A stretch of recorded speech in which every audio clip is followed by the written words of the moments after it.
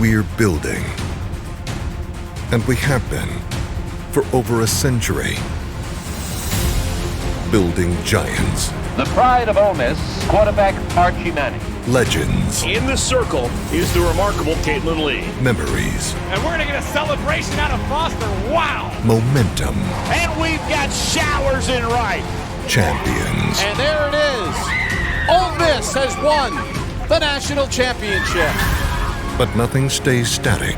If you're a middle-of-the-roader in college football, The game has evolved. you're in deep, deep trouble. This is all about the best. The stakes have grown.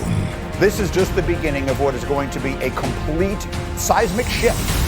Now, more than ever, we must set ourselves apart to make the excellence we've witnessed in our heroes Grand Slam Elko! visible on the very grounds we walk on.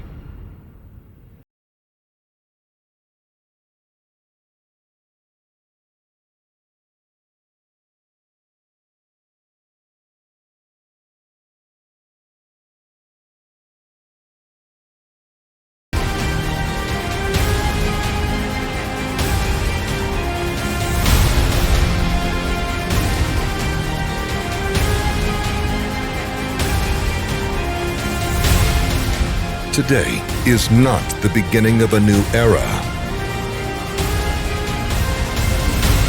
Today is the realization of the passion pounding in the heart of every rebel.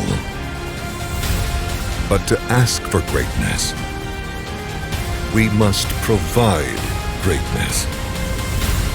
To honor our past and rewrite our future. Well, what do we have brewing here in Oxford, Mississippi. to create champions. Now.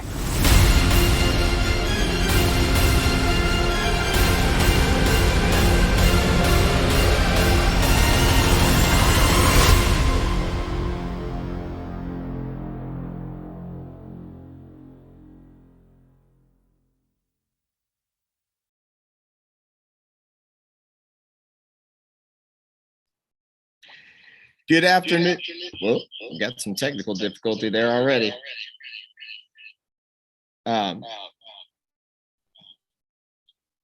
Sorry, guys.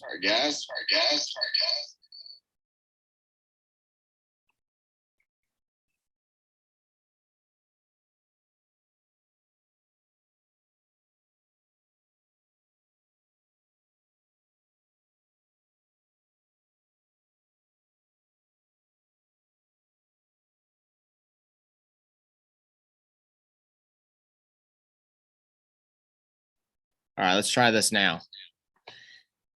Good afternoon. Sorry about that. Welcome. We're going live from New Orleans. We're down at the team hotel, and we are live from the Hilton. The hospitality room is right there. Sorry about that. We have been dodging some technical difficulties all day. My name is Matt McLaughlin. I'm going to bring Brady Bramlett in, former Ole Miss baseball player.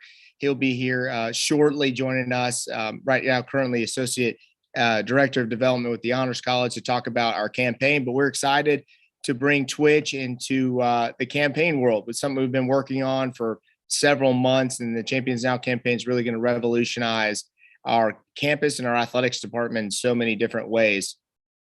So we're excited to talk about that. Feel free. I'm going to try to keep up with the chat as best as I can.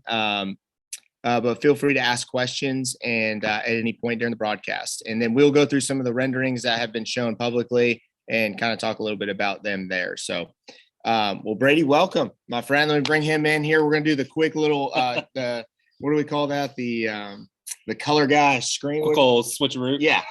Well, welcome in, Brady. Obviously, former Ole Miss baseball player. Thought it would be great to have him come in and talk about the abilities that and so the facility wise that you had, everything that you had as a student athlete and how it helped you. So first of all, give us a rundown of what you got, what you do now. Since you left. So left athletics back in 2019, and so I'm on the academic side now. So same thing that y'all are doing with your campaign. I mean, we're doing the same thing on the academic side, but the Honors College also do parent and family leadership, do a lot with our music department. But it's still the same mission. I mean, we're raising funds to enhance the student experience, your student athlete experience. We're for all students on campus. But perfect timing since we've launched our $1.5 billion campaign. You guys are launching your $350 million campaign. So we got a lot of work to do, don't we? Yeah, a lot of work to do indeed. We'll go. Take me back to your days. I mean, obviously, you know, are both former baseball players, but you being here at Ole Miss, you saw some transformational stuff as a student athlete, and then you got into the athletic side.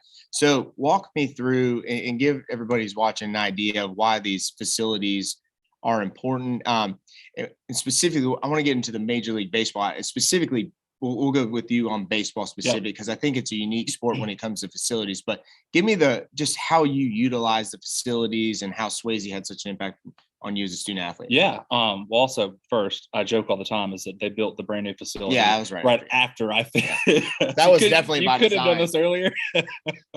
No, I mean number one, it's recruitment. I mean, as a young student athlete in high school, when you see the caliber of facilities that we have, I mean, it makes your decision that much easier because, I mean, absolutely. Yeah. I'm going to go to the place that has the best facilities. But for us, I mean, I watched, growing up, I watched Swayze Field develop into what it is now with our clubs and with the field in general. But me as a student athlete, when I was a student athlete, I mean, I watched the pavilion go from just gravel, flat land to what it is now. And I vividly remember being at the first basketball game, and Ross Bjork was our AD at the time, looked over, he's like, this is cool. And I was like, wow, yeah, this is cool. But it's all about recruitment. And you talking about professional baseball, a dear friend of mine, her dad happens to be the manager for the Mariners. And when they were on campus and I took them through the baseball facility, he said, dude, this is a no-brainer for a kid in high school that he might be a top draft pick, that to pick this instead of going to the middle of nowhere, Montana. Right. I mean, you can come here to college and play in this caliber facility compared to a minor league game. Mhm. Yeah. Well, and I think I think baseball highlights that exact example, and not just from the high school kid, but if you're a junior and you have an opportunity to go pro in Major League Baseball, you may say, well, maybe I need to get drafted a little bit higher. I need a little bit, I need X, Y, and Z to leave these facilities. But I think it also transcends other sports. So when you look at football, if you're a junior in football, or basketball, if you're thinking, man, I may need to go pro, it just changes the variable. There's a lot of variables in college athletics now, but from an administrative standpoint, I mean, facilities is the only thing we really can change. So also on the academic side, I mean, I think obviously athletics is the front porch. So give us an idea of just how you think all of this synergy, because you're obviously on one side of this and I'm necessarily on the other side, but it has great synergy. You build great athletic facilities, kids come in on visits, athletes and non-student athletes. How is it going to help how's the athletic side and the Champions Now component going to help academics? And then tell me how the academic side is going. Yeah. And so like you said, it's the front porch. I mean, again, we go back to recruitment. It's recruitment of student athletes, but for us, it's recruitment of students. Yeah. And you always want to have as many students on campus as possible. And by having these facilities, I mean, it puts more people in stadiums. You just create a better atmosphere. But number one, for your student athletes, but for your students and for your fans. Yeah. For people to come to games, and the more people you have coming into Oxford and coming on campus, and people talk about all the time that you have to see campus and then you're instantly fall in love. Mm-hmm. And this campaign is going to do that, to transform the facilities for us. And so in the campaign that we're doing, the Now or Never campaign. So, I mean, our goal is 1.5 billion. And the biggest part of that for us is getting our endowment up to that $1 billion level. Right. Which that's our focus. That's not the focus for athletics, because I mean, for us, it's endowments, it's scholarships for our students. And athletics is as well. But for capital campaigns, it's the whole transformation. It's cosmetic to make it look as great as possible. Well, you bring on the honors college kid and they walk in through facilities and a tour. They're seeing the academic buildings. Honor college is obviously incredibly nice in and of itself, but then it just, all of the great synergy you have when you have capital campaigns is exciting, and campus is going to look totally different in 5 years. The whole point of any campaign, capital, whatever it is to unify campuses. Yeah. And by us having simultaneous campaigns, it literally, like I said, unifies campus. Yep. And everybody has the same purpose. We have the same objective to complete. And at the end of the day, again, it's to enhance that student experience. That's right. Well, let me ask you this question. You and I have joked about this before. I won't get into the position player versus pitcher debate. But do you get nervous? Did you get more nervous on a Friday night start or when you go out to sing? Oh gosh, definitely singing. Really? Yes. Is that why? I don't know. It's different, I guess, just because I mean, there's preparation in both of it, but we're on the field every day. You know, we're there for hours, so it's like, man, I got this. Because if you mess up just a little bit, you're performing. Yeah, you're done. Yeah, everyone's gonna remember. Everybody's gonna remember that. Nobody will miss the bad pitch in the fourth inning that caused the single that you were upset about. You give up a home run and your team comes back and scores again. Like, oh yeah, we forgot about it. Like, I missed that note. That one was over. Your voice cracks in the national anthem. You're done. Yeah, that's hilarious. Well, give us a rundown just from your perspective now. I find your perspective to be interesting as somebody who was intimately involved as a student athlete. You then moved into our office for a while, now kind of back 30,000 foot view, you know, where I know you talked about the unification that this campaign can have. Give us a 30,000 view, your perspective on where things have gone from the last 5 years and where do you see things trending both academically and athletically? Yeah, well, I mean, obviously athletically, I mean, the landscape we're here in the Sugar Bowl. Drastically changed. We're here at the Sugar Bowl, number one, but now we're having these conversations about name, image, and likeness for student athletes. I mean, I was a part of those conversations when they first started. Yeah, on the NCAA with National SAC, with NCAA, and with SEC. And it's really cool to see how the conversations and how the initiatives that started from our group have come full circle in this time. But that ties into it because you want to have, again, recruitment. Yep. you have the opportunity for student athletes, prospective student athletes, to enhance their brand. Yeah. It's going to enhance the brand of Ole Miss as well. Yeah. It goes hand in hand. And then just, I mean, campus wide, I mean, we're going to have a brand new accounting building, a brand new science, technology, engineering, and math building. A lot has changed physically on campus. And the reason being is that we're growing so much. Yeah. Growth is a great problem to have. Yeah. We just got to keep raising a lot of money, so we keep building new buildings. That's always true. There's a great saying: if there's not a crane on your campus, then something is going extremely wrong. And I just want to talk about the Creole Queen there in the background. It's been quite the experience here in New Orleans. It's not a train horn, but it's a boat horn. Yeah, it was pretty. So I'll give Wyatt Hopper on the back end of this broadcast, as well as Cody Cobb. Wyatt's here with me. Cody's taking care of all the technical stuff on the backside, but Wyatt was like, "Hey, I think we got a spot where we can get these boats in the backdrop." I'm like, "No way!" And so what happened? We're a little late coming to broadcast is we were trying to figure out the internet Wi-Fi situation. So, but obviously a cool backdrop. It's been such a great experience. We had the parade yesterday on the 29th. We had Reb Talk here, just seeing the guys out having a good time. Obviously, everyone's COVID conscious right now, but it's been just a fun experience here, and we're excited to finally be here at game day. We've been here for 2 days. It kind of feels like we've been here for 2 weeks. I would stay here longer if y'all want to. Well, we'll be here at least one more day. I'll be headed back. I have my family's going to be wondering when I'm departing. So we'll give us one final thought here on the game. I mean, what are you thinking? Yeah, I will get a score prediction from you. I'm not going to hold you to it, but okay. What do you see as a big difference maker? Well, I mean, number one, Matt Corral playing. I mean, I have the utmost respect for him. And if you haven't listened to his interview on the decision for him to stay, I mean, he is a stand-up guy. And one, he's super talented, but him staying and then Levy staying on as well, just to finish out the season. Yeah. I think it speaks so highly of the character and the caliber of team that we have now. Yep. Which is the reason that we're back here in New Orleans for the Sugar Bowl. Yep. But Baylor's not going to be an easy game. Yep.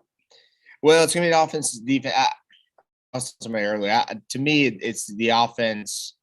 If our offense is rolling, I don't see pace being. I can't see it being a high scoring affair if our offense is going. So well, obviously pitching postseason play. Give us where it's still. It kind of blew my mind that singing made you more nervous. I wasn't expecting. I was like the Friday night start against LSU. That would be the. No, I will tell you, my first night on a Friday night start in 2016, my senior year, I do not remember a single thing from the first inning. There's so much adrenaline.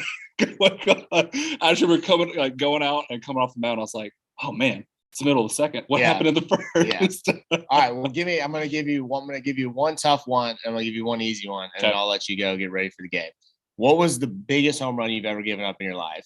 One where the one where you wake up in the middle of the night and you're like, oh, that was so-and-so. It woke me up from it. That was a nightmare that keeps repeating itself. All right. The one that pops in my mind is West Ray, Mississippi State, hit an absolute laser off. Still hasn't landed yet. It got out so fast that I didn't even see it by the time I turned my neck. Yeah. All right, fair enough. And well, I've seen a few of those as well. All right. So now looking back at the career, when you think, man, what's the one moment that brings you like a huge smile? Yeah, I think for me, it was a 13 strikeout night. No, take that back. It was SEC play. It was Alabama at home. And it's one of the coolest pictures I have is it's the picture of me on the mound, and right to the left of me are all the Ks I had that night. I think I had 10. Okay.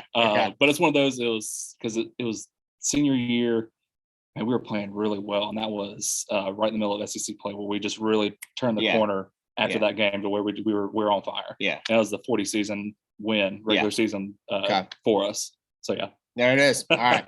So we got the home run. We got the good night. There you go. All right. Well, good deal. Well, thank you so much for coming on, man. It's good to see you as always. And obviously, if Brady reaches out to you on the academic side, meet with them. We're gonna need all kinds of help on both the academic and athletic front side. So that's right. Thanks so much. We'll see you. We'll see you in the stadium.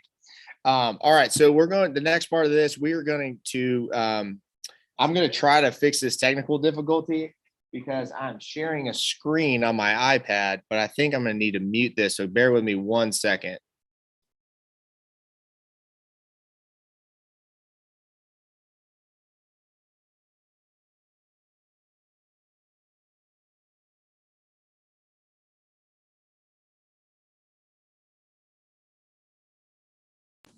All right. Sir. Let me see if you guys can hear me. Oh, give me 1 second. My apologies. All right. Let me make sure Cody can hear me on here before we get started on these renderings. I'm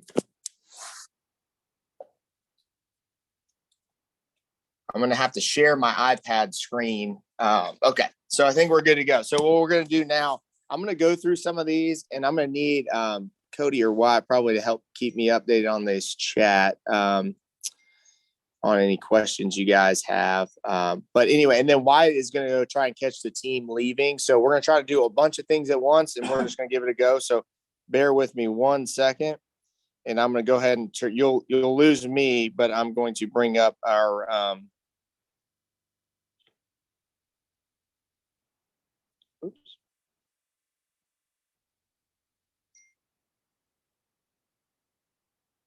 we're going to go ahead and bring up some of our renderings that we saw last night. So if you hadn't seen any of these, we're going to go through some of these right now. So bear with me.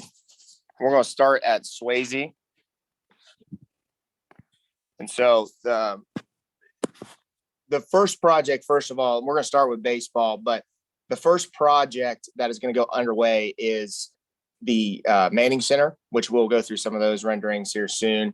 But we're excited about this project at Swayze too.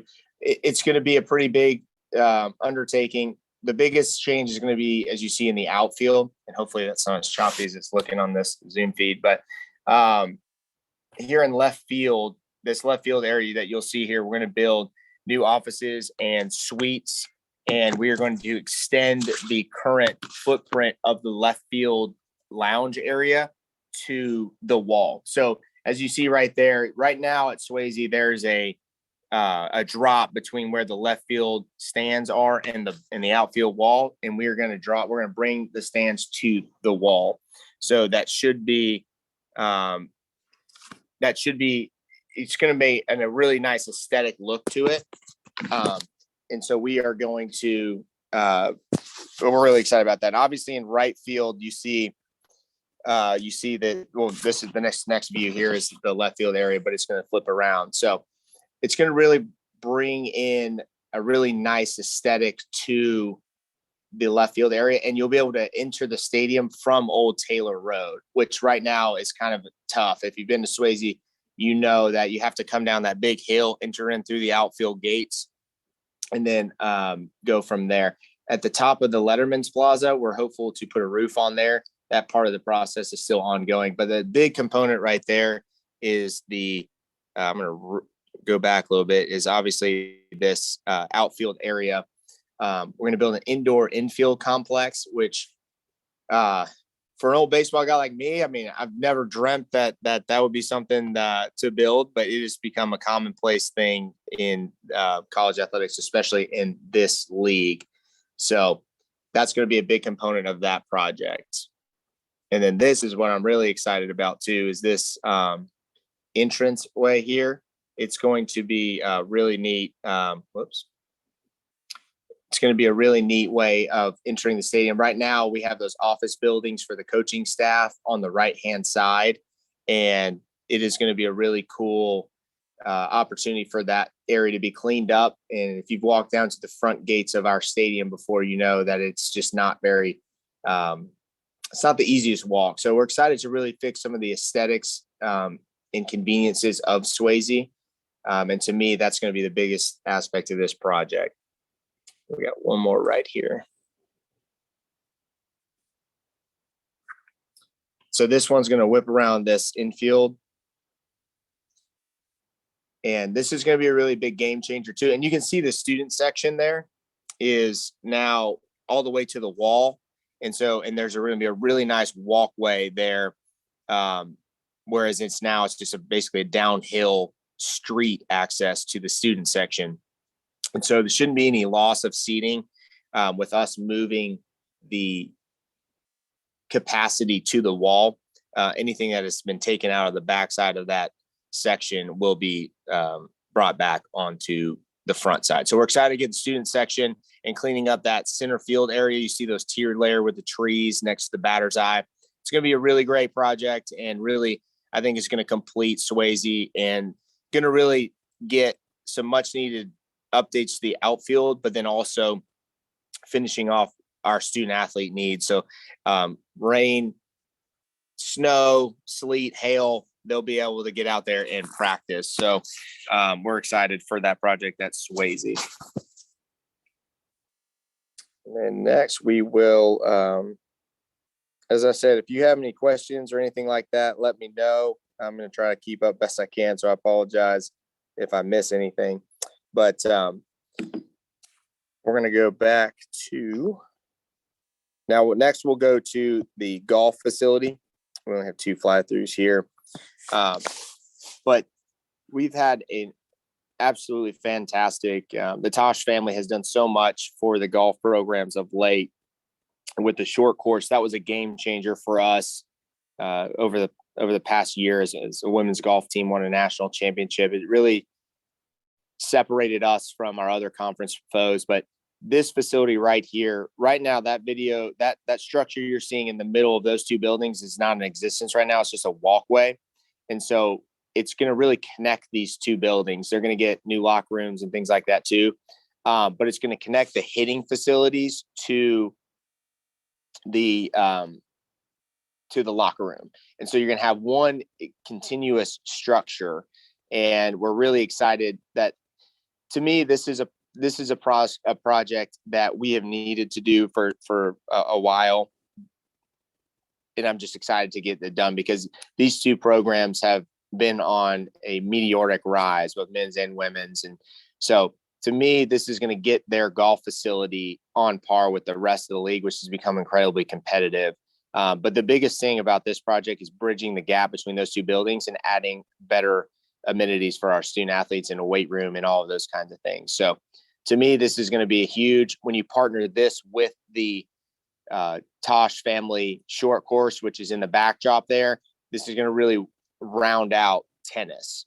And obviously we're not going to forget about showers. I see in the chat in right field. I think it's only going to add an element to it because they're going to be closer to the field. So maybe that's something we got to talk about, but I don't think we'll have any issues there. And so Coach Hinkes and Coach Malloy are really excited about this project there at golf. So next we'll go to soccer, which is going to be a really big project for them. Right now, our soccer facility, while adequate, it's just time for an upgrade. They have had really, really big crowds over the last few years, and we really have just run out of room for their crowds to see. And so what you're going to see is just a really dramatic entranceway into our soccer stadium with that structure. So we'll go back and I'll show you that. So this is coming from the parking lot off of Intramural Drive. Before you get on campus, once you get to the roundabout, you'll turn right and you'll go in, and this is the first parking lot there. It's going to really, you're going to notice the kind of the red over roof. It's going to all tie in together with all of our facilities. And so the brick, the black paint, the red roofs, you can see how it goes in well with the Gillum Center across from it. And we'll go to softball next, but then the additions to Vaught Hemingway are going to be very similar as well. So this is going to whip around to the west side of the facility. We're going to have an area for kind of some premium areas that are going to be really great. And then the concession area is going to be cleaned up and done really nicely where you can see the game from that area. You can see that in the bottom right-hand side. There'll be areas for covered tables and things like that, a plaza area and a covered rooftop. And you see the benches there.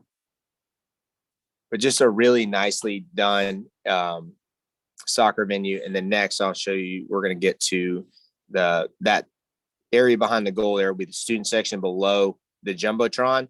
So we're hoping to add a nice home field advantage to our venue there. So that's the student section there at the bottom of the screen. And so this would be the view from Intramural Drive. And then we're going to whip around to the back side of the stadium and then come full circle. And then, as I said, the building beyond that is the Gillum Center where volleyball is housed, where they play their events. And we have several locker rooms in there as well.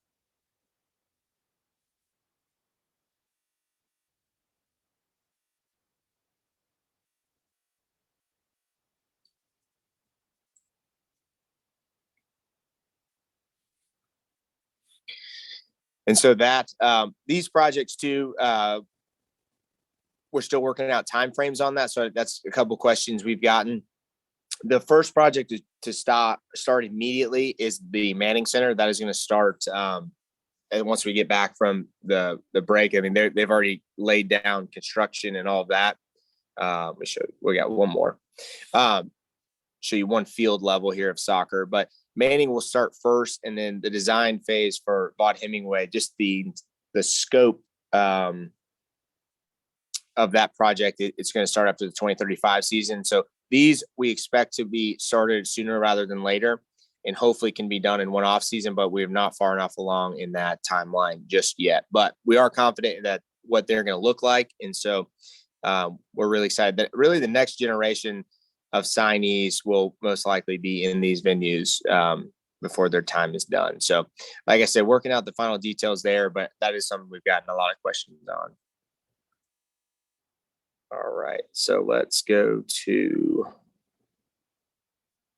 whoops.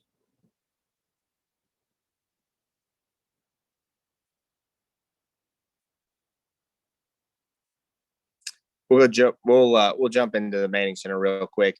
So this is the entranceway. As I said, this is going to be the first.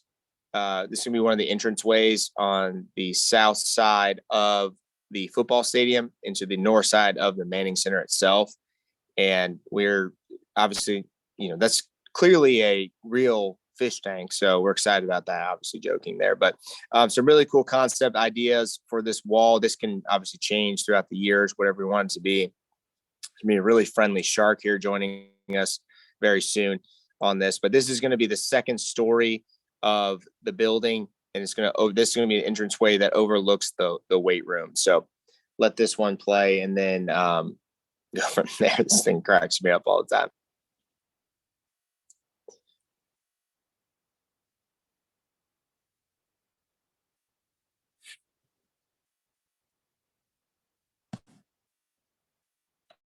And so this is our view in from the weight room. We're really excited. This is probably the biggest component of this project as far as a need standpoint.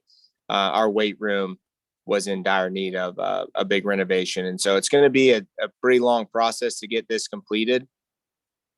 But when it's done, it will be in the upper echelon of the country as far as weight facilities go. So an area into it is one thing. When we talk about the Manning Center, our student athletes spend about 90% of their time in the Manning Center. And so it's important for that building to continue to evolve and to improve over time. And to me, this is the biggest change aesthetically. So this is coming in from the south end zone of the football stadium, and you're going into one of the main entrance ways. The weight room there is on your left. There's a stairwell to that second floor, which we started, which has that wall with the shark tank. And obviously a bunch of really high glass ceiling there from floor to ceiling. Going to be really nice for people to see as they're just walking by as well. That's going in from the Williams Reed foyer, and it's taking you into the nutritional side of the Manning Center. And so our student athletes will be able to really just whenever they get done working out, grab a smoothie, protein, all of those kinds of things. And that's that part of that facility.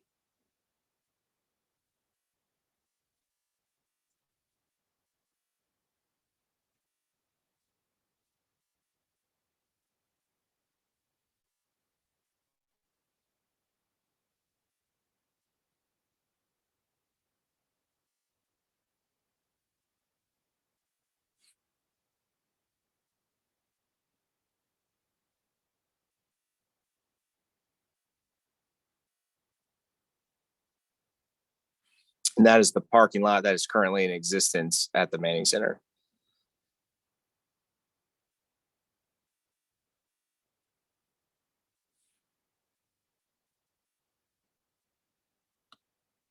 So we're going to move forward into our team rooms. And so each of the teams, each of the position groups will have their own team meeting space for their position coaches to meet with them one-on-one. That's a really important factor in in what they do every day. So that was a rendering of the defensive line room. So they'll be able to watch film and break down with each position coach moving forward. And a big component of that, we have some of those right now, but these are going to get a big facelift just in the aesthetics of it, but also technology too. So they'll be able to do a lot more. The coaches will be able to have more technology assets within these rooms.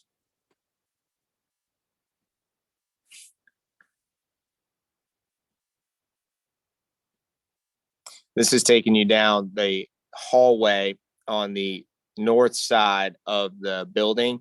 And so right now where you see the glass going from the ceiling to that first level there, that's where the roof is right now. So it's pretty low ceiling. This is the team meeting room we just saw a second ago. But I want to show that one again. This is going to be a big change because right now we're going to create a second floor of the building that is not currently in existence. So there's one second story portion of the building, but it's very small. Used to be the old head coach's office that had been converted into a different set of offices, but we're going to bring all of our coaches upstairs and all the meeting spaces into one area too. So the guys can go from locker room to team meeting room and beyond. And this is on the south side of the Manning Center, coming in through another one of the main entrances. This is the entrance where the outdoor practice facility would be. You're going to see a training room right there on the left. And so another part of this redesign of the Manning Center is basically the functionality of the building. So it's one thing to make things look nicer and look cooler, but when you can go in there and you can redesign the building, have better flow, you need to do it. And so in this case, this is an area where the weight room is going to be between the training room and the locker room. And so it flows really nicely from one to the other. And so there's just going to be a lot of rehab facility there, things for our guys as well. So this is moving towards the team lounge area. And some of these small concepts may change here or there, but one of my favorite things is the way that the SIP is designed into the logo, the SEC logo, but an area for the players just to hang out and relax. Locker room is on the other side of that, which was done in 2013, and it's just time to do that. I see in the chat, Josh asked when these start. They're already laying down construction right now. So half of that parking lot at the Manning Center is done. It's just taken up by construction laydown. So the trailers and some of that's going to begin. But it should start in January. I don't know the exact date of which they're going to begin. I think that's dependent on weather. We had some really bad weather come through Oxford right now. But they're going to start that pretty much immediately. It will begin this month. And that project is going to be in multiple phases over a 2-year period. Because we need to limit the disruption amongst the football staff and players. But this is going to be done immediately. This is a really cool room. This is really designed around recruiting and letting guys come in and see all the gear, try things on, and just kind of see themselves in Ole Miss gear. But I thought this was a really well-designed meeting space or a room that kind of has a show factor, especially with the embrace of the powder blues with everything we have now. I guess we got to add a new helmet to that display case there, but pretty cool area. The equipment room that you see there on your left is going to be redesigned, but that will be where our equipment room is too. So this is another portion of the training facility. All kinds of different tubs, hot, cold, to help recover and recuperate injuries and soreness, all those kinds of things. But yeah, to me, this is where we don't talk about our health and sports performance staff enough. I mean, they do an unbelievable job in keeping our guys healthy and ready to go. It's not just getting them out there. I mean, especially this time of year, everybody's banged up. And so to have a facility like that available where guys can get treatment that they need basically anytime they need it, 24 hours a day, is going to be really nice. We have a pretty nice setup there right now, but this is really going to take that sports health and performance to a whole new level.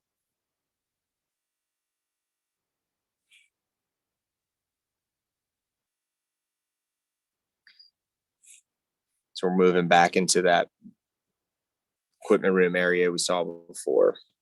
So this is the second floor. You're going to notice this is the second floor of the Williams Reed foyer. You'll see where we started this was in the Shark Tank wall. And so we're going to go beyond this, and you'll get a 360-degree scope of the building, this portion of the building. So to the right is going to be a bunch of offices, and to the left is the weight room. And you're going to see there's going to be a really cool viewing area of that.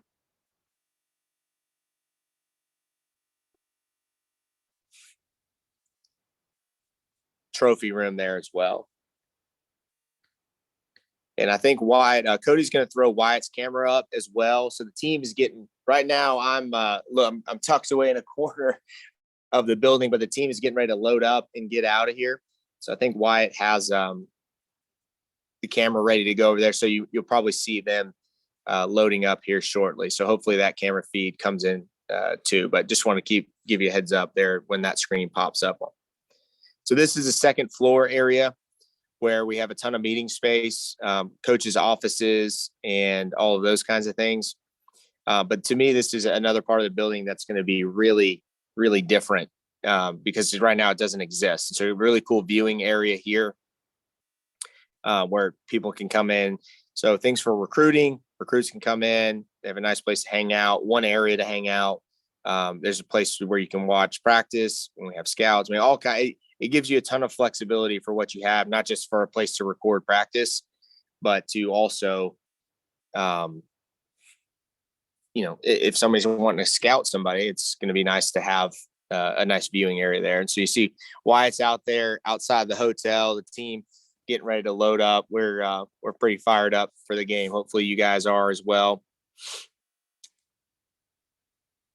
So that right there, that's going to be team meeting space, but also an area where guys can go hang out for a little bit and can work on stuff. Just a lot of different unique meeting spaces. So part of the design process too, they want to give you flexibility to kind of grow into the building.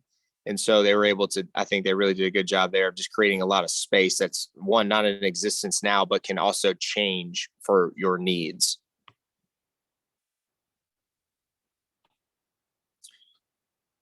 There's the practice facility, the playing surface itself.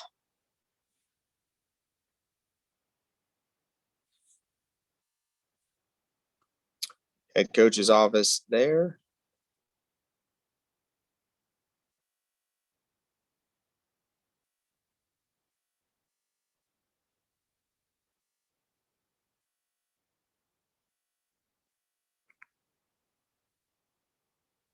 See the outdoor practice area and really great synergy that's going to go on throughout the building.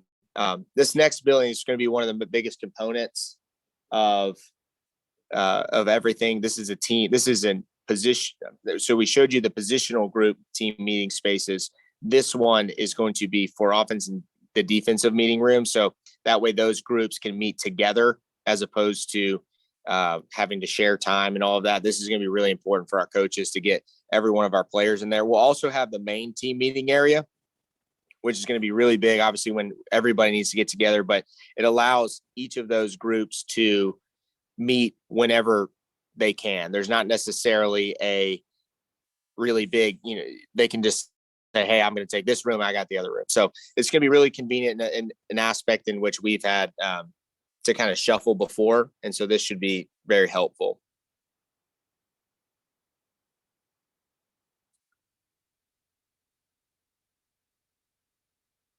All right.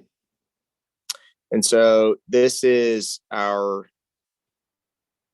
we're going to move into Vaught Hemingway, which to me, this is obviously going to be, from a financial standpoint, the biggest component of the campaign. Without question, the most expensive part of it. And as I said, this is coming in. So, we had Brady on early. Part of their initiative is the STEM building. They're building that right now, is what we're going through. And then this is moving into a totally new space. And so right now, this area has multiple buildings in it, which will be removed. And it's going to really open up a really nice green space. And so to me, it's going to really come into play for bringing the Grove closer to the stadium as far as like good synergy there. And this is moving into the west side of the building.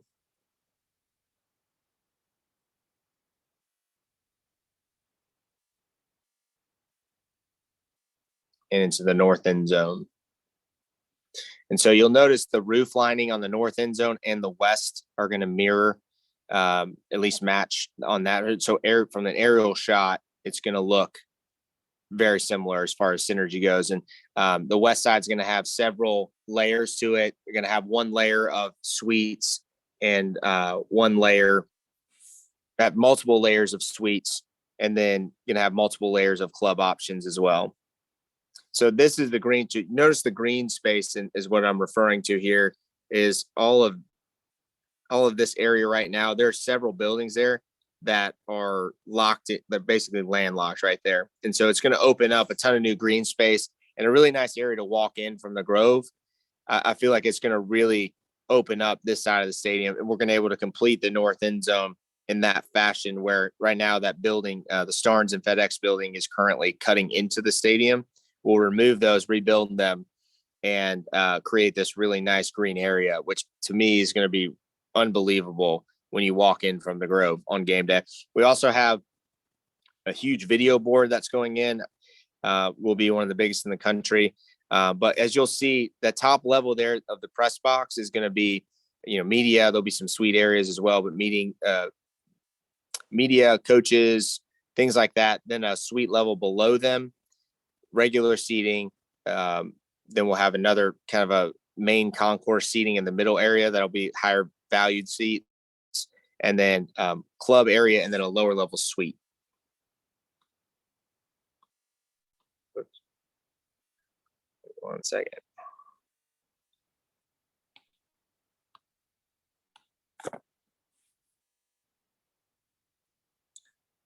So this is taking you 360 on the exterior as well.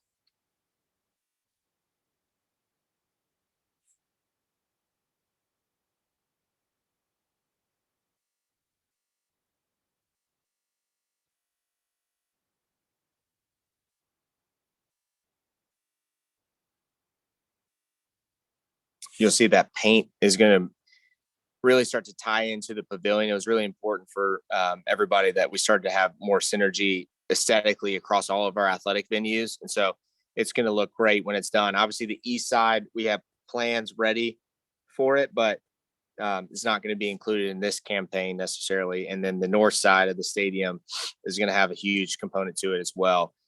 Really finishing out the exterior, but the interior, cutting out those levels, which you noticed before. Go back. You'll see a really cool area there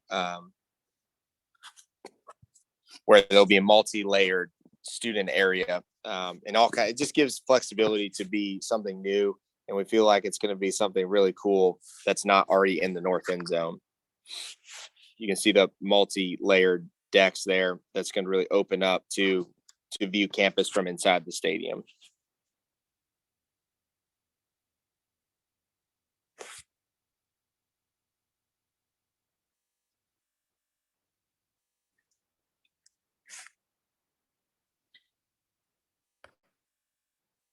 And then this is one, to me, from the way in which our stadium is designed, the west side itself was probably the one that needed the biggest update from simply just the underbelly of the stadium. The west side's really dark, and it doesn't really do a whole lot for you as far as you don't have the ability to see the game from the stadium. And to me, that is erased in this design. So I'm gonna run that one again. So coming in from the west side between the pavilion and the west side of the stadium, really cool overlook deck area there. To me, it provides you with totally different experience when you come in from the west side. So when you walk in, totally open air concept. You can see the stadium, tons of TVs on the walls. So if you go to the concession, again, if you're on the west side of the stadium, or if you've been to the concession area on that side, it is just, it's cramped. And so we're trying to eliminate that. And I feel like the design of that really, really hit that home. And you see the multi-layered decks there as well.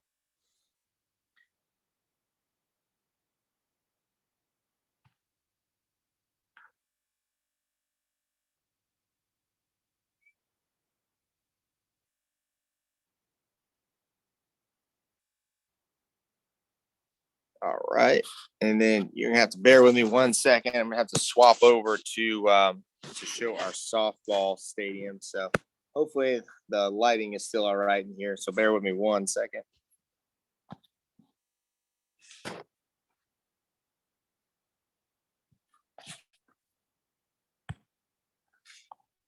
So here we go. So this is going to be the concept for softball. We can dive into this project and later on. Running out of time here, but we'll have a really this softball project is going to change the way that our campus looks on that side on that side of things. So you'll see this right now. The outfield is butting up against Intramural Drive. So we're going to flip the stadium itself and face I guess that would be the northwest portion of campus, which is much better designed. And that way, when you're driving on Intramural Drive, you'll see this really great soccer complex on your right. And then you'll have an unbelievable, great softball complex on your left. And so again, the design, red overhang, red roof, all of that's going to tie in really nicely with the rest of the facilities. So this is the shot from the interior of the building. There'll be premium areas on the second floor there, as well as a new video board out in the outfield. And to me, a program that's had a ton of success, just finished number 3 in the entire country in recruiting. This is only going to help them continue that ascension. So we're really excited about where this program's headed, and we feel like this facility is going to be just incredibly, incredibly nice. And that building, that red building you see right now, is currently their hitting facility. So they have an indoor covered hitting facility that will remain there and get a renovation as well.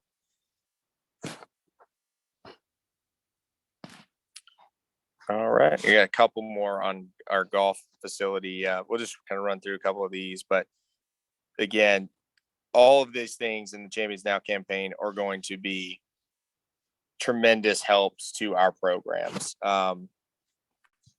We have, let me go to this baseball one here. So this left it, the outfield at baseball, going to be completely cleaned up and more modernized. Soccer, brand new facility, basically. Softball, brand new facility. Golf's going to finish off their facility in their phase 2. And it's just going to really change campus. So this one right here, this is a shot I was referring to earlier in the broadcast, and I'm sorry I'm jumping around, but this old Taylor spot to me is going to make this a lot easier to access our stadium. And so you'll see how that area is built up to the road itself. So it'll be a much nicer way in which you can enter the facility. And to me, it's going to make a huge difference for when people are going into the stadium from the outfield. And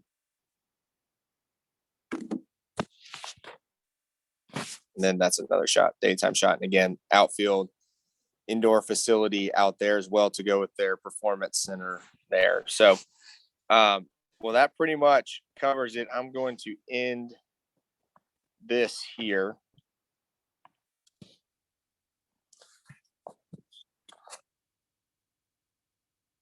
So hang with me 1 second. Man, they really cut they cut me out here. The lights shut out on me, so I apologize for the lighting here. But thank you guys so much. Cody, I'm sorry, Wyatt is still out there right now with the team. I don't believe they have left yet. I'm trying to keep up with it myself, but they're getting ready to take off to the stadium, and so we'll probably keep it with there for a little while. Not sure what's going on here.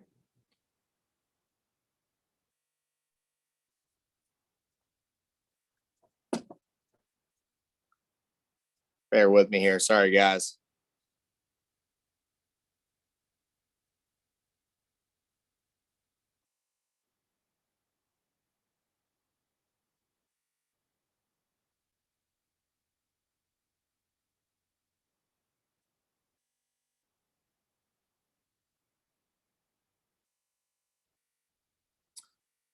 Hang tight. My bad, guy. Give me 1 second here. Tell you what.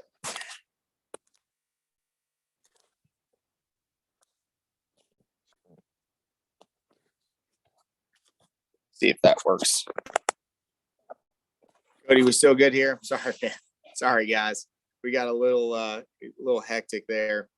But there we go. I think we're back. But anyway, so just wanted to thank you guys again for joining us. My apologies for the technical difficulties of what we've got to deal with. Cody, I appreciate all the help you've done with me there lately. Or trying to get this done. We had all kinds of issues to start. So yes, I did see that last question. We will have a schedule moving forward. In my mind, we'll have regularly scheduled content, but as things come up, we will begin to, we'll have baseball. To me, things like baseball batting practice and things like that will be stuff that'll be regularly scheduled, but we're hopeful to have more gaming component to it, which we're going to lead right into. Cody's going to run a simulation of the game, dusted off old gaming system. And so we're excited about that, but it'll be really cool aspect to it. So, but what we do need is for content ideas. What do you guys want to see? I mean, obviously we're working with getting our student athletes involved more with this. We're going to have kids content as well. My oldest daughter loves Minecraft, and she's been begging and pleading with me to have some of our players play Minecraft so she can watch and interact with them. And so things like that, but we would love to hear what you guys are interested in. To me, it doesn't make any difference. What I think is great, we need to hear from you guys. And so as we turn the year, we really want to get more ideas to what you're interested in. And so please reach out to us through social media. And also thank you, Josh, for the subscription. I really appreciate it. To me, this is an area of college athletics that is really untapped. Our group started meeting on this in November. And so we've been trying to get it off the ground. That's been the number one goal of this entire thing. And so our first broadcast was the Egg Bowl, and it was fantastic. We had a great, we had so many former players on, and it was awesome. And then it was obviously the holiday, that weird time between the holiday season too. So, but we're going to start continuing to build out content. And like I said, let us know what you need or what you're interested in. And you can reach out to me on social media. You can reach out to us via Whisper on there. So if you have ideas or you want to get involved, let us know. But we're really one of the first ones to do this in college athletics. So we're taking it from infancy and just trying to grow it. And so it's going to continue to grow as we stream more. We'll probably do something around, we just did something on signing day as well. I'm not sure if that video is still up or not, Cody, but you can see it on the YouTube page as well. But we'll have some stuff for basketball as well. And we're going to build out more regularly scheduled content. But as I said, I'm starting to ramble here, but we're going to have some gaming content here coming soon. We're working all that out as we move into the new year. So I think Wyatt's still out there. Team is still, I'm trying to keep up with everybody going on, but I'm going to go ahead and sign off here and let Cody handle it from here. We'll let that screen stay up from the team, and we'll see them go into going into the bus. And I'll also say this too. If you are watching or if you have some people you think would be interested in what we're doing, make sure that you have them follow. I mean, obviously would love subscriptions, but just let them follow, because what we're going to start doing is when we see things that are neat. So when I walk into the stadium, if I see something, I'm going to turn on our live feed so you guys can get some inside access to what's going on around the athletics department. And as we move forward, we'll have more updates on the Champions Now campaign. So we'll have different cameras set up to watch construction live feeds, things like that. So, and you can also email us at athleticstwitch@olemiss.edu. That's athleticstwitch@olemiss.edu. And then we'd love to communicate with you. We'd love to help you guys help us grow this thing. To me, I think it's invaluable to what we're doing in an audience that we're trying to reach moving forward. So anyway, thank you guys so much. I'm going to hop off, and we're going to let you guys watch the team get on the bus, and then Cody is going to run that simulation, and we'll see where things go from there necessarily. But I'm interested to see how the NCAA simulation works out, and see how that outcome compares to what actually happens on the field tonight. So thank you guys so much for tuning in, and sorry again for the technical difficulties. Been kind of a challenge down here in New Orleans, not at our home base in Oxford. So look forward to keeping up with you, everybody, moving forward, and keep an eye out keep an eye out moving forward. We'll be putting out some press releases, things on social media and all of that. And I also will,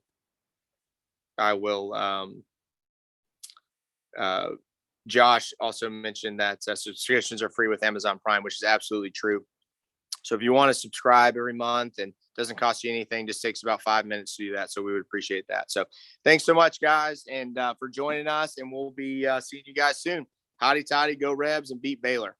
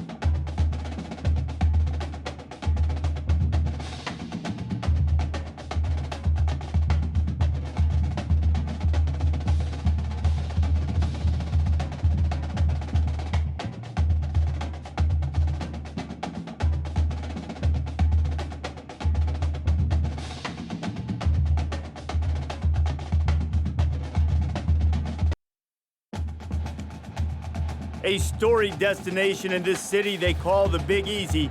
It's anything but easy to make it here. Closing in on kickoff, the final moments of warm-ups before we start the Sugar Bowl. That's going to do it here in the studio, but don't worry, we'll be keeping your finger on the pulse of everything that's going on everywhere else across the country. But right now, it's time for kickoff, and ESPN's College Football, Brad Nessler and Kirk Herbstreit are on the call. This is a Superdome in New Orleans, Louisiana, where these loud cheering fans have come to watch an exciting all-state Sugar Bowl contest. Hi, everybody. Brad Nessler in the booth, along with Kirk Herbstreit. Aaron Andrews is reporting from the sidelines. This presentation of college football is brought to you by Dove Men Plus Care. Be comfortable in your own skin. And we've got a good one tonight between the Baylor Bears and the Rebels of Ole Miss.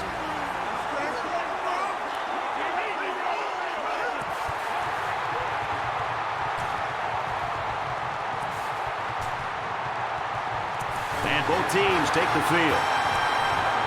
It shouldn't be a blowout, but this game doesn't look as though it'll be especially close either. I look for both of these teams to come out playing strong, but when it's all said and done, I think the talent disparity here is just going to be too big.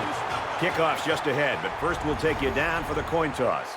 We'd like to take this moment to let you know this game is brought to you by Dove Men Plus Care. Be comfortable in your own skin.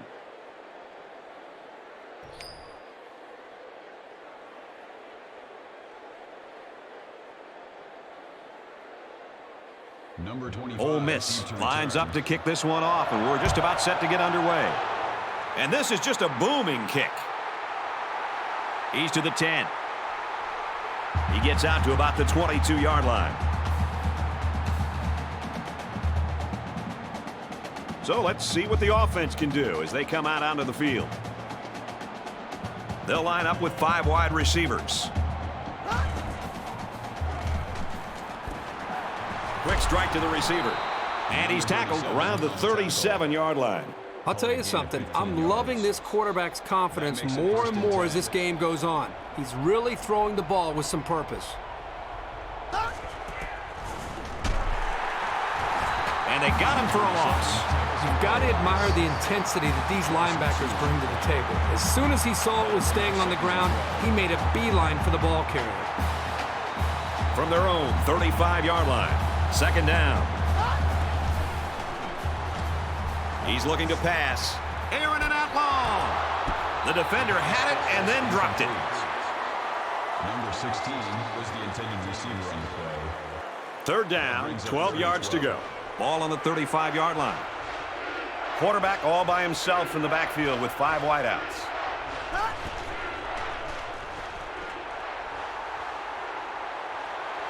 Fires out quickly, incomplete. That'll make it 4th down, and they're going to have to punt. The defense held their ground on that play. The quarterback just wasn't able to find any open receivers.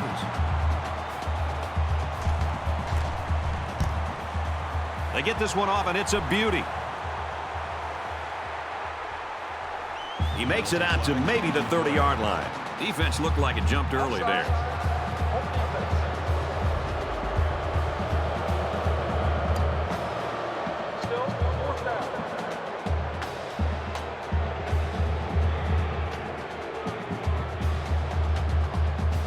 The defense has everybody on the line. I think they're going to come after this one.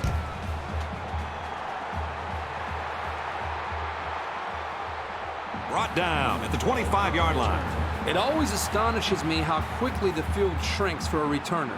You're looking up at the ball, and suddenly there's what looks like 100 guys bearing down on top of you. From their own 25-yard line. First down. Tackle at the 27. That's a gain of 2 on the play. That makes it 2nd and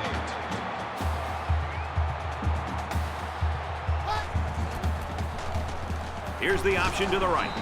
They'll bring him down around the 35-yard line. A gain of 8 on the carry. That'll bring up 3rd and inches. He might be playing a cat and mouse game here with the defense. Gives it up the gut. And they get nice yardage on that run. Smart call here to trust your line and the ball carrier to gain the yards they had to for the first down.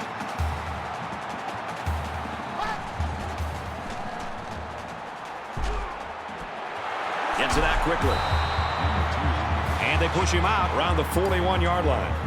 Looks like the defense played the run that time. With this offense, you've got to be ready for a pass on any down in any situation. Little handoff. He's taken down at the 38. The back gets 3 on the carry. 3 yards. That'll make it 2nd and 7.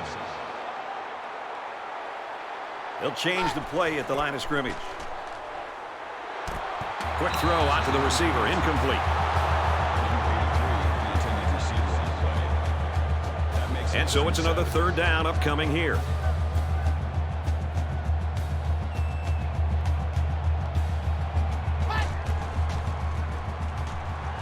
Trying to throw a little screen, interception.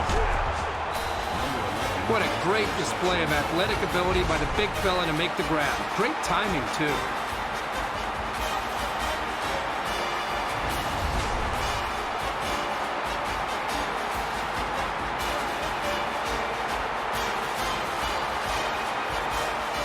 First down, 10 to go.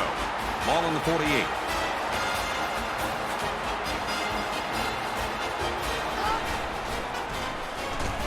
They make the stop at around the 48-yard line. No gain. That brings up 2nd and 9. They're calling an audible. Throws a laser across the middle. Number 3 on the top. He's at the 30.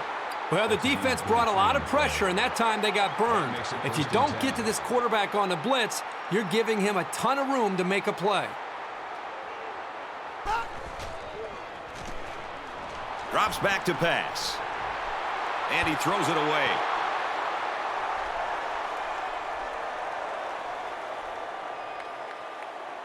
From the 19-yard line. 2nd down.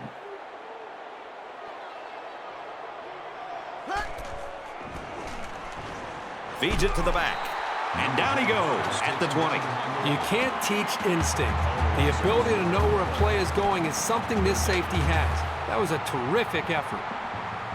3rd down and 11 coming up here. Ball on the 20. Throws this one out to the right. And a Nice catch there before he stepped out of bounds. You don't expect tight ends to run away from many defenders, but he looked pretty nimble getting downfield there. They're crowding that line of scrimmage. He may have changed things up here. He's in. Touchdown. And the halfback took it in for the score. Yep, he punched that in from a short distance. He had great blocking up front on that play.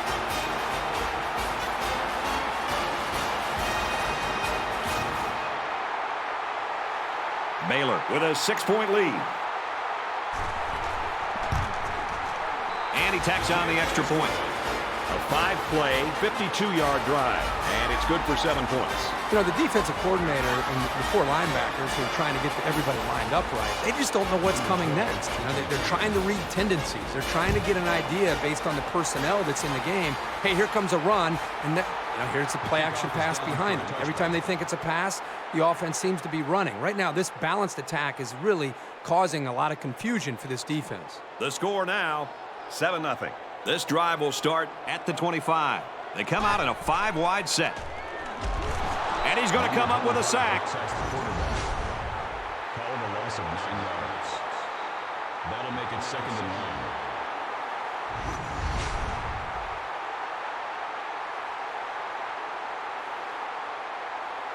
9. Defense looking for another sack in this 2nd down and long situation.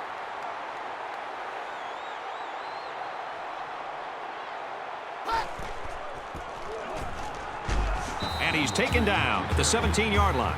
Gain of 1 on the play. That'll bring up 3rd and long. And it looks like they're going to change it up here. Tackle made at about the 25-yard line. Number 44 brings him down at the 25-yard line. That'll make it 4th and 10.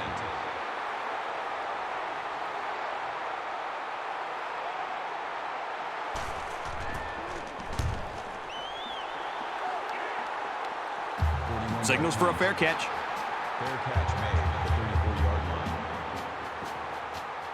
The quarterback is on his way back onto the field, and he led a great drive last time out.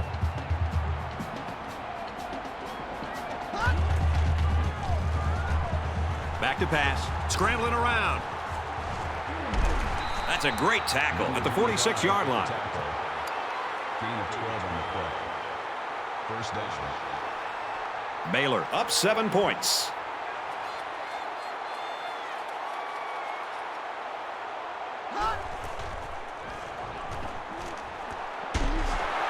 He's tackled around the 48-yard line. Number 3 makes the tackle at the 48-yard line. That makes it 2nd and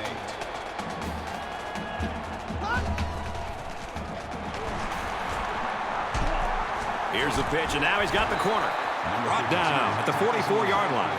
That is exactly the type of play that good linebackers make on a regular basis. And if you can make enough of them in college, probably going to get a chance to play at the next level. 3rd down, and they need to get it inside the 44.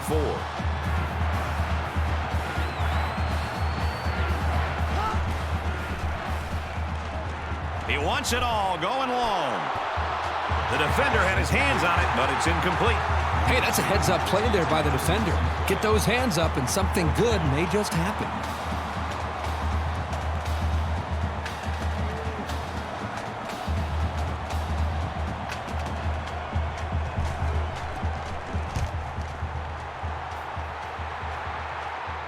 He dropped it. And he's taken down at the 21-yard line. I know I'd be nervous with 11 guys sprinting down the field at me, but the first job of a return man is to catch the ball. And in a tight game like this one, it's a mistake like that one that could really be the turning point in the game. They'll get the ball here at the 21.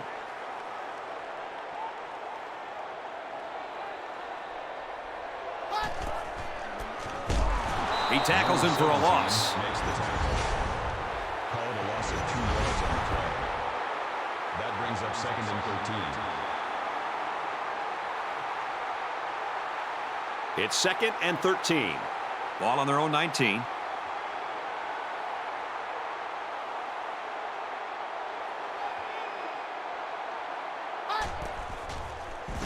And he's going to be sacked for a loss. Called a loss of 5 yards on the play. 3rd down. Not a lot of offense in quarter number 1, but nonetheless, we've got a close game.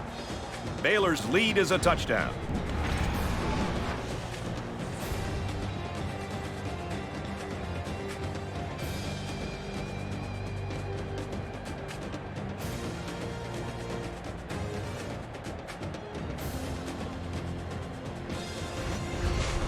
Defense hoping for another sack here on 3rd and long.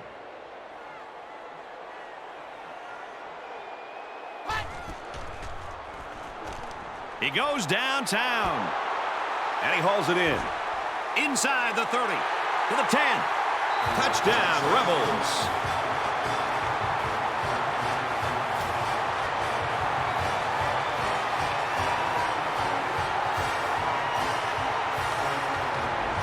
Kirk, that was a beautiful pass and a nice catch. Well, this is one of those plays you just sit back and admire. The quarterback threw the ball perfectly. And again, the speed of the receiver is the difference in this play.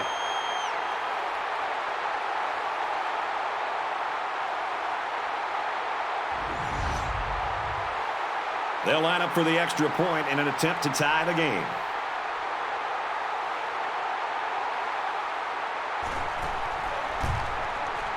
And he converts the extra point. A quick 2-play, 81-yard drive. And they put up 7 points. I tell you what, we've seen some games over the last few years where defenses just let a game get away from them. Right now, this defensive coordinator better get a timeout and get his defense focused, because right now they couldn't look any worse. He's to the 10. Whoa, he just took a licking. This is the point in the game where you don't want to make any mistakes that give the other guys a reason to feel more confident going into halftime.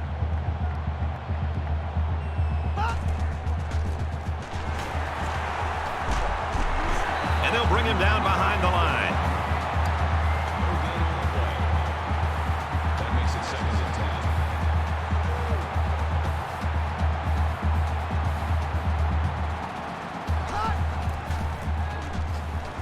Hands it to the back. And he's tackled after positive yardage. Gain of 5 yards. That'll bring up 3rd and 6.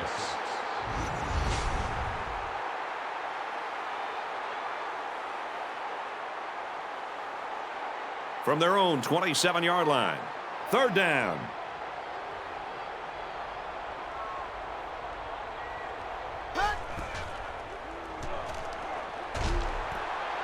Quick throw. And he is drilled at the 32. Brad, you can really feel and sense the energy coming from the sidelines right now. They know how important it is to pick up first downs, and the coaches right now are showing the excitement that they have and yelling out the next play for the offense. But clearly, the offensive coordinator very happy about the execution on that last play. Great concentration. Not a bad little play there. Yeah, this is a nice job by the quarterback reading the coverage and delivering a very catchable ball and allowing his receiver to come up with a nice gain.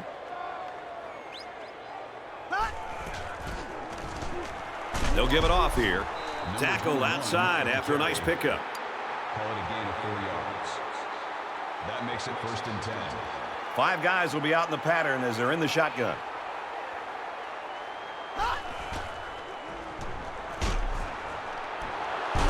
And he's tackled right away. Makes the catch. Number 10 on the tackle at the 45-yard line. 1st down.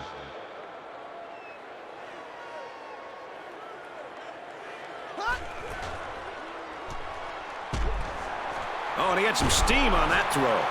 And he tackles him hard at the 42. Gain of 3 on the play. That makes it 2nd and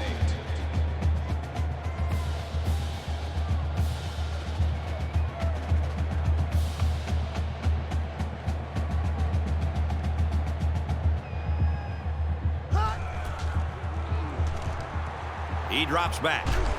And they get him in the backfield for a loss. Loss of a yard. Pretty good stand there. They weren't fooled at all by the offensive play call. And they'll look to convert here on another 3rd down.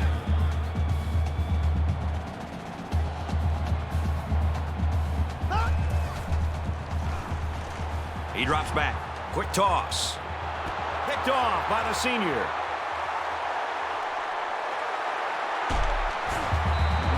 Really nice cover skill shown here this time. That's exactly what you want to see from your young corners.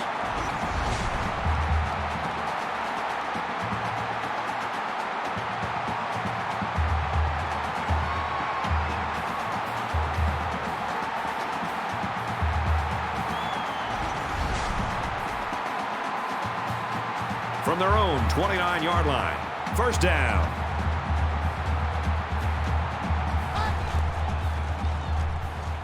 Drops back to pass. Way to look it in. With the reception. Number 22 with the tackle at the 33-yard line. That makes it 2nd and 6. And he doesn't like what he sees. He's going to change the play here. Still option left. And he's tackled right around the 28-yard line.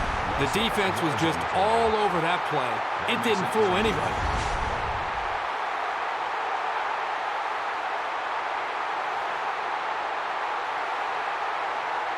Here's 3rd and 11. Ball on their own 28.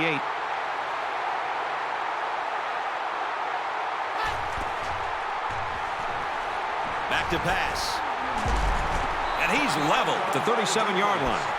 Well, they get all those yards, but come up just shy of the first. Good play call, almost perfect execution, except for the fact that they're not going to get the first down. Booming kick.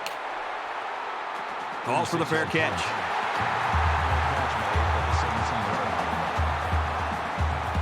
They'll go to work at the 17.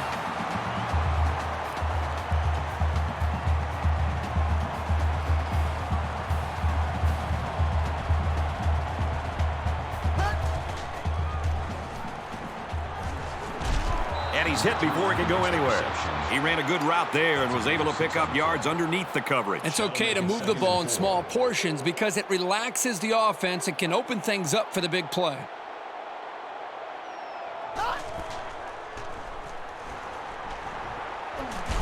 And he's hit immediately. Call it a gain of 12 yards. First down.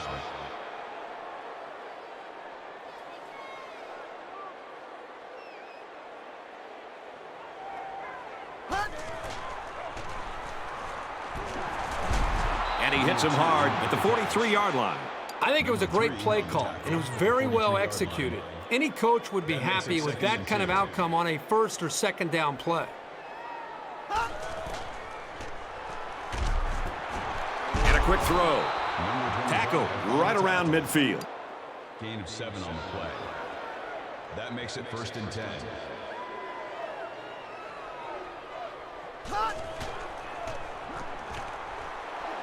Caught out in the open.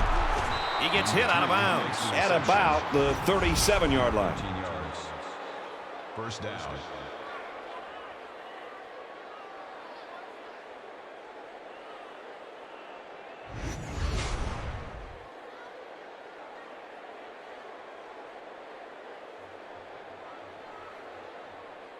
Just a minute to go in the first half of play.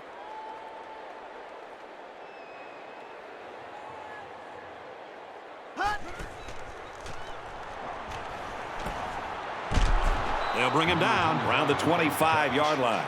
The Bears are going to call their second timeout. Down at the 25-yard line. First down. Gets it out in a hurry. Looks to the end zone, and it's caught. Touchdown.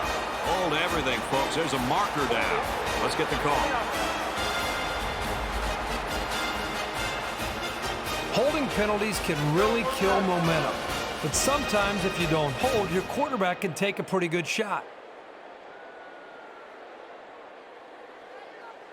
So the penalty puts him back for a 1st and long. They'll line up with 5 wide receivers.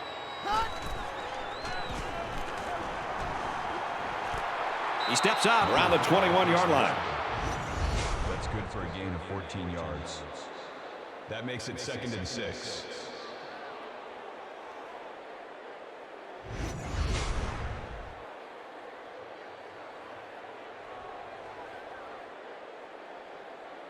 Second and 6 coming up here. Ball on the 21-yard line. 5 wide. Looks to pass. And he's immediately tackled. Looks like he might audible out of that play. At the 20-yard line. That'll make it 3rd and 5. Going for it all to the end zone. There's one the quarterback would like to rewind because he has a wide open receiver and he just misfires. 4th down. So the field goal unit is on the field. They'll try for 3 points. Baylor could take the lead with this field goal. And it splits the uprights.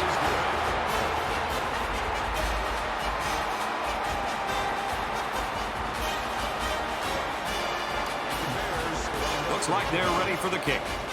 Number 12 set to return. Excellent kick. He's to the 10.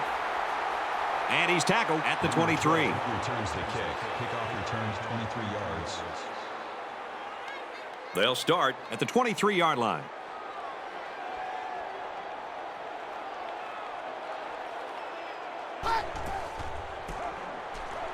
On the delay. Nice run there. So they get 5 yards there on the halfback draw. That'll make it 2nd and 4. They're about 4 yards away here on 2nd down. Well, we're headed to halftime now, and we're seeing two defenses that don't want to give an inch. 10-7, Bears.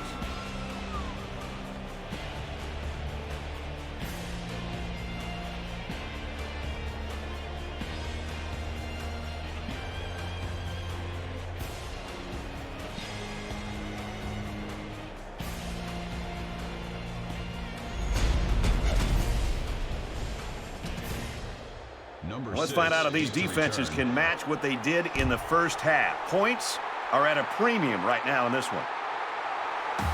This one's going to be down in the end zone for a touchback. Here's a look at some of the highlights from the first half.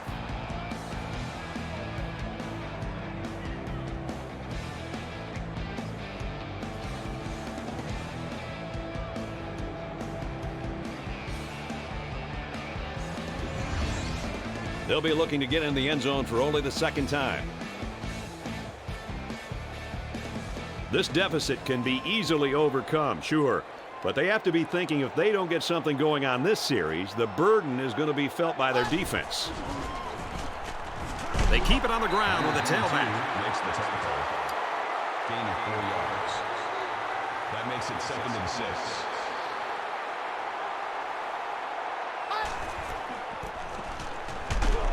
And they make the stop at the 29-yard line. No gain. 3rd down.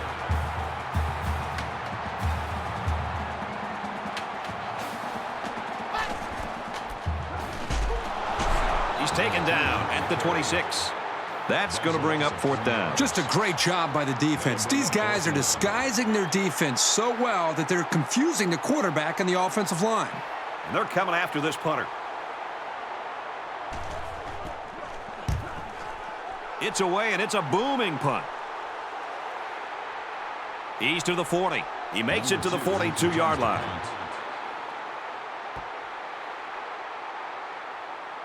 The quarterback leads the offense back out onto the field as we get set to resume play. Baylor has a 3-point lead. Drops back on 1st down. Going deep. Doesn't get there. Well, this quarterback would love to have this throwback. He's got a receiver downfield open, and he got so excited that he put too much on the ball, and he overthrew him. 2nd down, 10 yards to go. Ball on their own 42. They go with a run. Nice run, and he's brought down. Gain of 7 yards. That makes it 3rd and 3.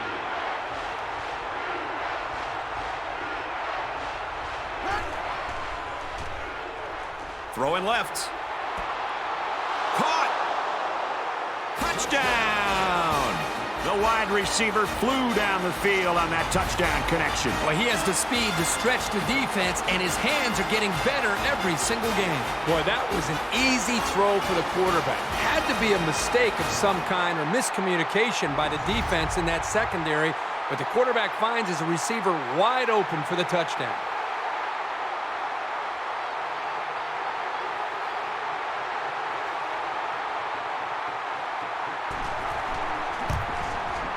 And he tacks on the extra point.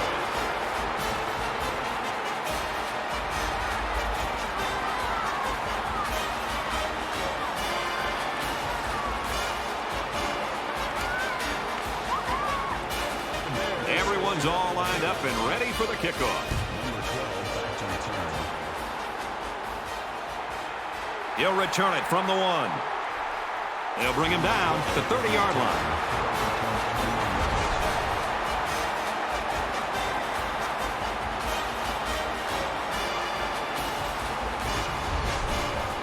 The offense will be hoping for a little more success than they had the last time out. Down 2 possessions. This offense has to step up and capitalize on this possession.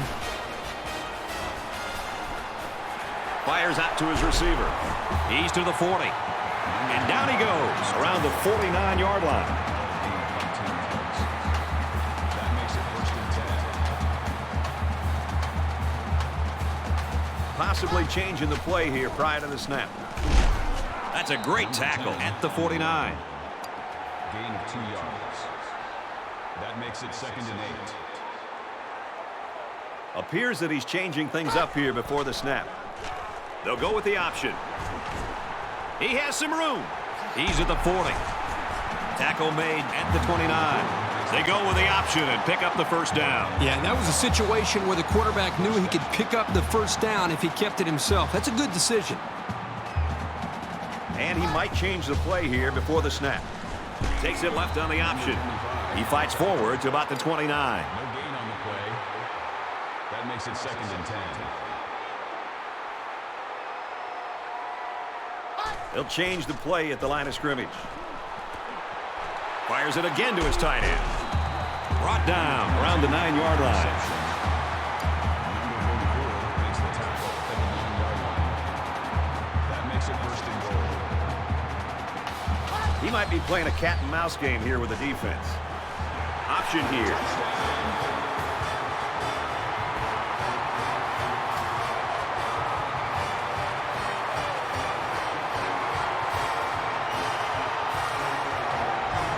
Well, the quarterback just showed us he can beat you with his feet as well as his arm. And what a dangerous weapon this guy is. Here's the extra point to get within a field goal.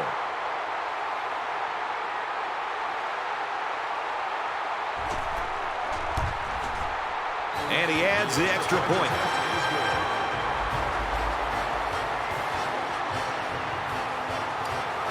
They line up to kick this one away. He got all of that one. And it goes into the end zone, down for a touchback. They'll get the ball here at the 25. Baylor is up by 3. Drops back to pass. He throws it. He's tackled at about the 45. That's good for a gain of 20 yards. 1st down. They come out in a 5-wide set.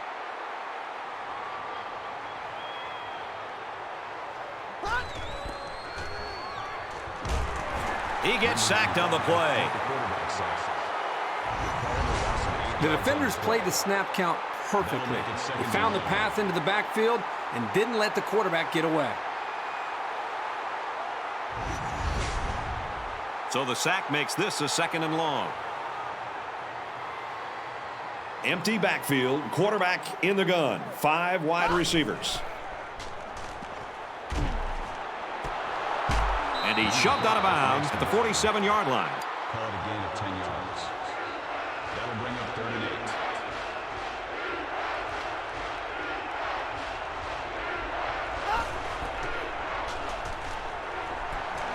Flips it middle to the running back. And he's taken down at the 40. Number 3 with the tackle at the 40-yard line. That makes it 1st and 10. There are 5 wide receivers split out. The quarterback in the gun. Throws in a hurry. And he's got it. Touchdown, Baylor. And they had a tough time defending that one. Well, Brad, one of the things with this defense is you leave yourself vulnerable in one-on-one coverage. Great throw by the quarterback and great speed by the receiver.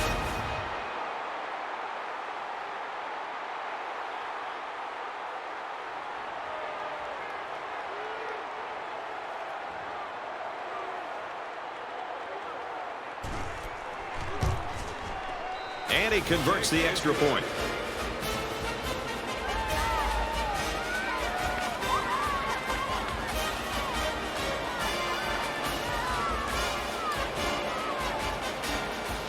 looks like they're ready for the kickoff.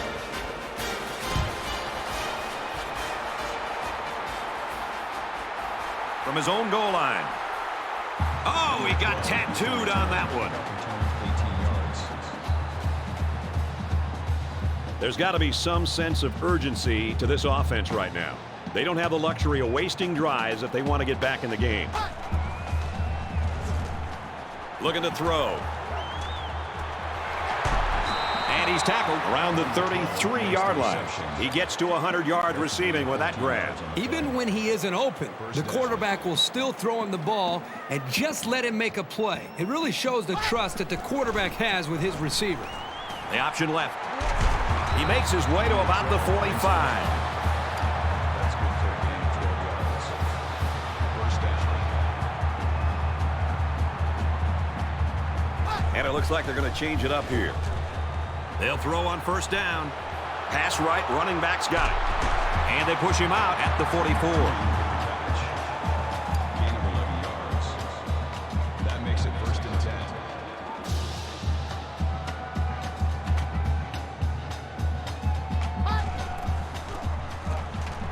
It's the tailback. He's at the 30. Huge gain, and that sets him up nicely with a first and goal.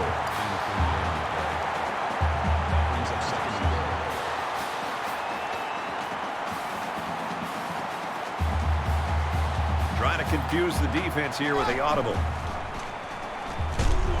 He gets out to about the 6-yard line.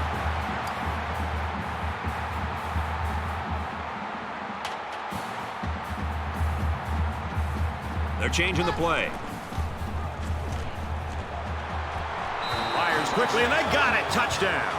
An excellent pass to the wideout for 6. That wide receiver had his eyes on the end zone the second he caught the ball. That was a nice-looking play.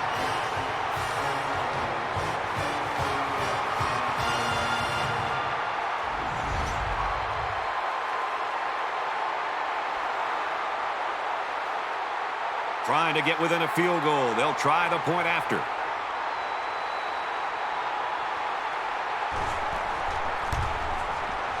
He makes the PAT.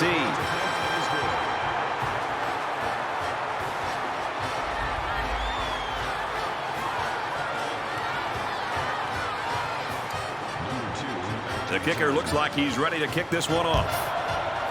And he got all of this one. Great kick. This one's going to be down in the end zone for a touchback.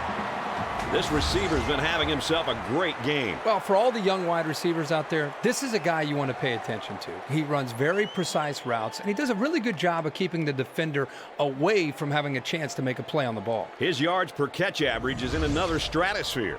Most fans expected this type of game from these guys, and they haven't disappointed. Still plenty of football left, and you know they're not done. Well, the offense heading back out onto the field after that kick, hoping to turn this drive into another touchdown. I think the defense right now is just sitting back on their heels. They're allowing the offense to kind of dictate things to them. And one thing is that any defensive coordinator would tell you in the country, you have to be the one trying to dictate things to the offense. So change it up. Try something different. If it's not working, you can't continue to sit back on your heels. Makes it out to about the 39. That's good for a gain of 9 yards. First down. Baylor holds a field goal lead. He sails it long. Got it. Touchdown Bears. That's TD pass number 3. He's been letting it fly today, and his receivers are making plays. That is a great touchdown.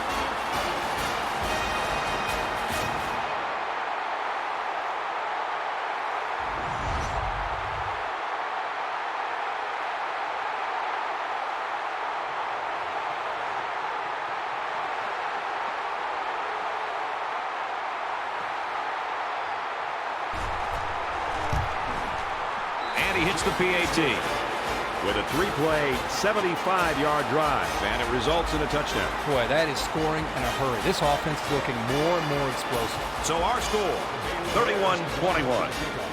Looks like they're ready for the kick. Nice kick, plenty of distance. The kickoff is down for a touchback.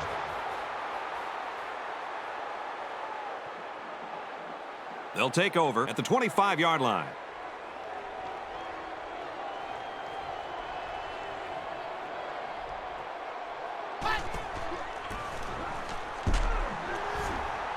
He gets out to about the 25-yard line. The running back gets a yard, maybe less.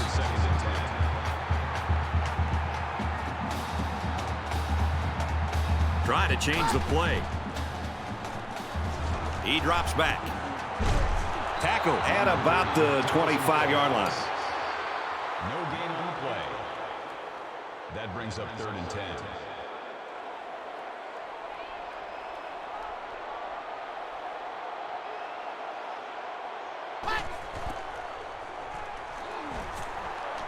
He steps out at the 26-yard line. That's great discipline and play calling on the defense's part on that series. Everything clicked for him.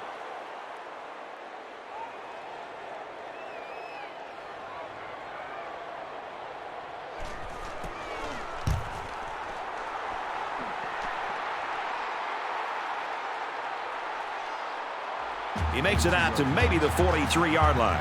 Don't leave yet, folks. We still got one more quarter to go. 31-21, Bears.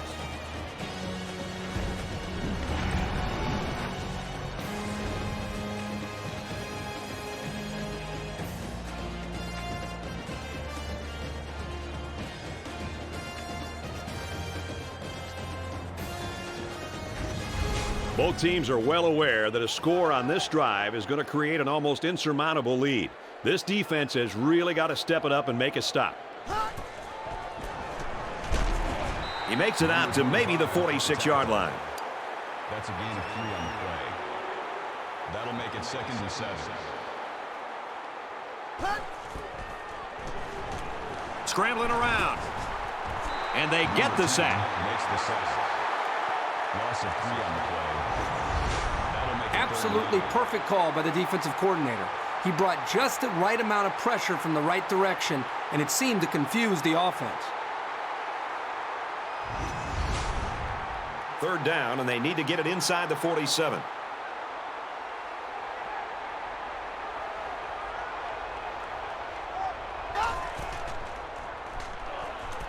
He's got it with room to run. They'll bring him down around the 47-yard line. So the offense fails to pick up a 1st down. That makes it 4th and inches.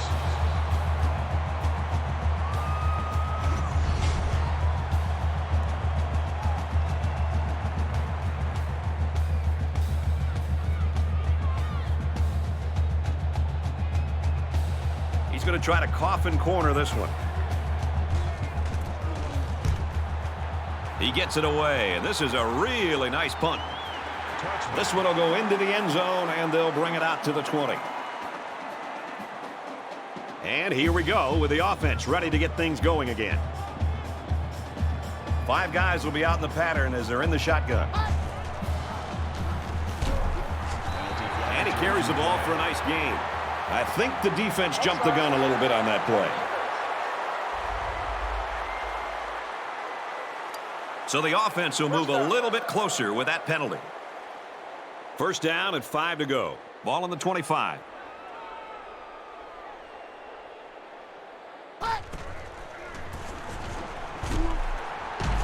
And he hits him hard at the 28. A couple, maybe 3 yards on that run. That makes it 2nd and 2. He may have changed things up here. Here's the option left. Tackled after decent pickup. 6 yards. 1st down. They're calling an audible. They'll run the option. They go to the left for a nice gain. Gain of 4 yards.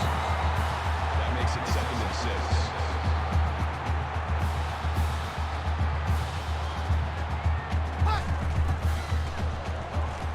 Back to pass. And they make the stop around the 36-yard line. That'll be a 2-yard loss. Pretty good stand there. They weren't fooled at all by the offensive play call. From their own 36-yard line. 3rd down. He's looking to pass. Number 18. And they got him. Coaches don't like it when their quarterback gets hit like that. And don't be surprised to see the old coach get on his lineman to protect the quarterback a little bit better.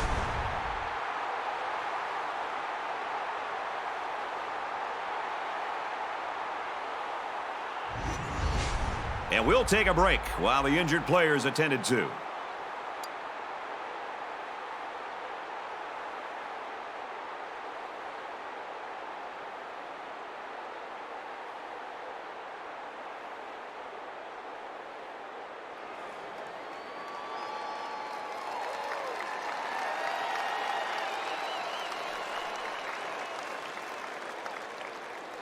It's fourth down. It's fourth down, and they're going to try to go for it. Less than 3 minutes in the game. Looks to pass. Gets it out in a hurry. Pulls it in. First down, and he's knocked out of bounds. That makes it first and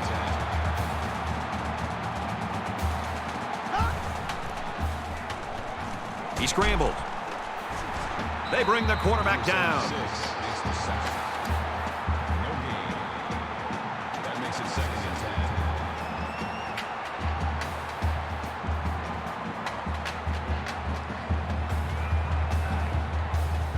10. Looks like he might audible out of that play. He's on the run. Runs with it, and he's got room. He's taken down at about the 37-yard line. Picks up about 9 on the scramble. That'll make it 31.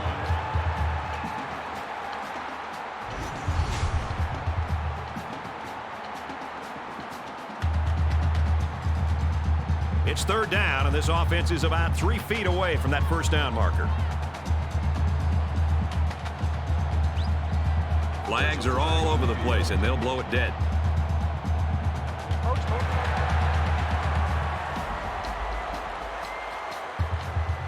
Oh, man, they've got to be frustrated. I'm sure they were ready to get off the field, and now they've just handed the offense a whole new set of downs. First and 10, ball on the 32-yard line. Back to pass. And he's hit immediately. Appears that he's changing things up here before the snap. They spread the field in the gun with 5 wide receivers. He throws it. The pass was incomplete. Number 17, the intended receiver on the play. That makes it second and 10. From the 20-yard line, second down. Less than 2 minutes in the fourth quarter. He drops back. He gets hit out of bounds at the 20. That pass play goes nowhere. That's a nice completion, but give the defense a lot of credit. They weren't fooled at all. They were able to hold him to a short gain.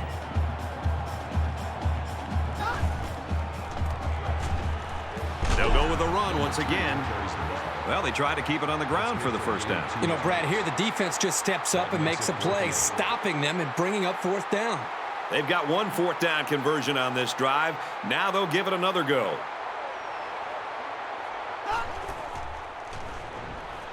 Drops back to pass. And they're going to have to give the ball back after going for it on 4th and long. Not much you can do there. You got to go for it and give yourselves a chance. They were forced to punt the ball away the last time they had it. They'll be looking for a little more out of their offense on this possession. Tackle made at the 18. Well, the defensive line got such a good push up front that there was no one on the offense to account for the linebacker. And he got through almost untouched. They'll work the left side. And they get nice yardage on that run. From their own 22-yard line. Third down.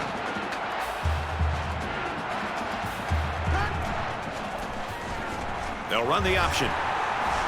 Runs outside for a nice gain.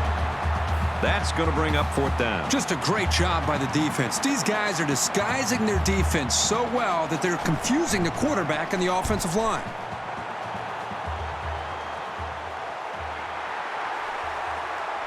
Oh, man, he took him down hard. You know what? It might not have been a lot, but they moved the ball forward. Football's not a game won 100 yards at a time. You take what you can get. This drive will start at the 40-yard line. Under a minute left in the game. Gives it up the gut. Nice run there. Around 5 yards on the delayed handoff. That brings up 2nd and 5. Spikes the ball. Number 11 spikes the ball. That'll make it 3rd and 5. 3rd and 5 situation. Ball on the 45-yard line.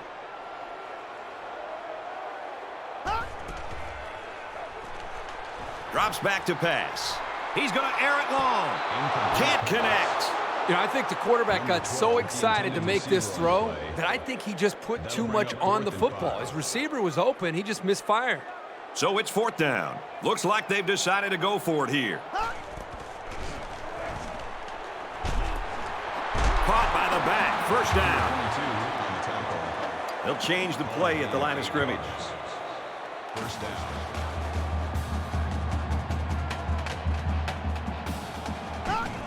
The spike will stop the clock. That makes it 2nd and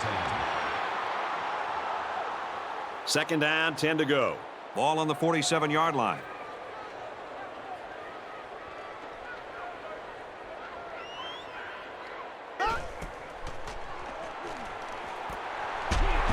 And down he goes around the 39-yard line. Gain of 8 yards. That'll bring up 3rd and 2. And he stops the clock with a spike. That'll make it 4th and 2. And once again, the coaches decided to go for it on 4th down. And they'll try one last pass here to pad the stats, but that's about all they're going to get right here. He heaves it to the end zone. He's got it. Touchdown, Rebels. What a time for that touchdown, and now they've still got a chance in this game.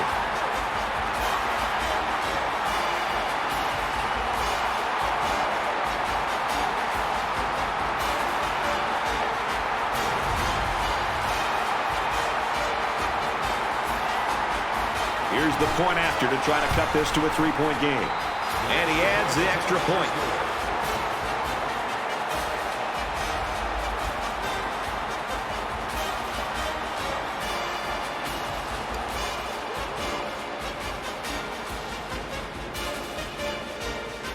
And this one's all but wrapped up. The Bears take this one, 31-28.